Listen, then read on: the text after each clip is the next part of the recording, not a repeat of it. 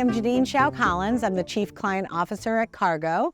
As an ad tech platform, we like to say we put the art in ad tech, and we're all about innovation. And speaking of innovation, I'm here with Todd Kaplan from CMO of Pepsi, and he has innovated and seen a lot during his years at Pepsi. So, right. Todd, great to see you. Good to see you too. Happy to be here. Yeah, well, I mean, you've had great success and done everything there.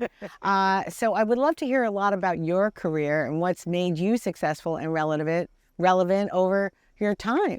Sure. I've been at a place like PepsiCo for a while now, a little over 15 years now, which was not the plan or the design, to be clear, when I started. Well, that means they're not letting you be bored, what's right? Great is that, and that's one of the things that's great is they do a lot around talent development, always rotating people to new critical experiences to kind of grow and develop and try new things. And so at a very junior level, you kind of just take whatever the next job is, and they continue to push you and try new things. And sometimes it might not be the job you thought you wanted or you thought you wanted, and they're always learning something with it. And I think that's what's critical is no matter what role you're in, just find the learning in the job and find, things that you can add to your skill set and that you can learn from, both from a leadership standpoint as well as from a critical skill standpoint. And that's been a nice thing as I've kind of gone throughout. That's great. How did you get into marketing to begin with? And what is it about you that makes you want to do all this when you get up in the morning? Yeah, it's a good question. And I've always been very, creative as a person and just wired that way. And I'm also very intellectually curious. And so always interested in like the psychology behind why people would pay this for a pair of shoes like this, but not for a pair of shoes like that, or whatever it is. And just really trying to understand different, things that drive consumer behavior. And so marketing, when I discovered marketing as a field when I was in college and kind of learning more about it. Oh, really? You thought about that? You knew about this in college? A little bit, yeah. Like when I was an undergrad, did my undergrad at Northwestern, and I was an econ major because they didn't have, thank you, but I was an econ major. They didn't have marketing or any kind of thing like that as a major or anything like that, and I knew I kind of wanted to learn more about it. So I actually started an advertising agency. There was a student-run advertising. Really?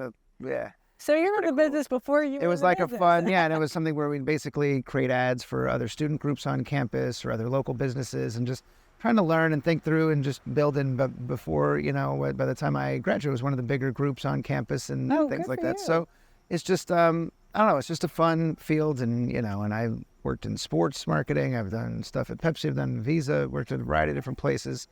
It's just a fun, I feel like you spend enough time doing what you're doing for a job, and you might as well spend it doing something that you love and that you're excited and energized by. And I love the idea of kind of solving complex problems and connecting to real life consumers and people in their daily lives and with the brands that we do it with. That's great. A theme for today has been about curiosity, learning, and totally. So what advice would you give the next generation, as they embark on their careers?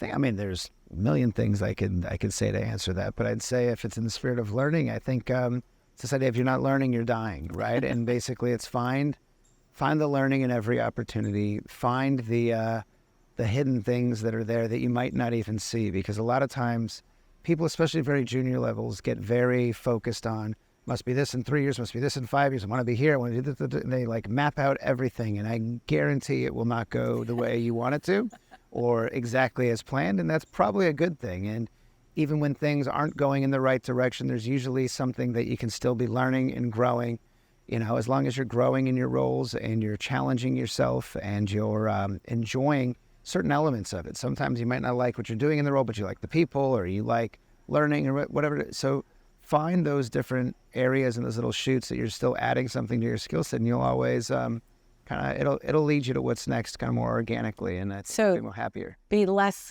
focused on the results, but more on the journey and what you're getting out from day to day. That's right. Still worry about you got to deliver the results, of course, at the end of the day. But I think from a growth and development standpoint, a lot of people think their dream job, just because they have a name or they worked with a certain client or on a certain brand or certain thing, it's like so amazing. And their day-to-day is miserable there when they'd be happier doing something else that has more, they have more autonomy or have the ability, a different creative challenge or different things to solve. And so it just really depends. You get a blend of those experiences throughout your career and keep growing. That's great. Well, that's really great advice. And you've been incredibly successful at Pepsi and beyond. So, congratulations. And I'm so Thank you. thrilled to be experiencing this gorgeous place with you This is over the next few days. This is great. Thank you so much.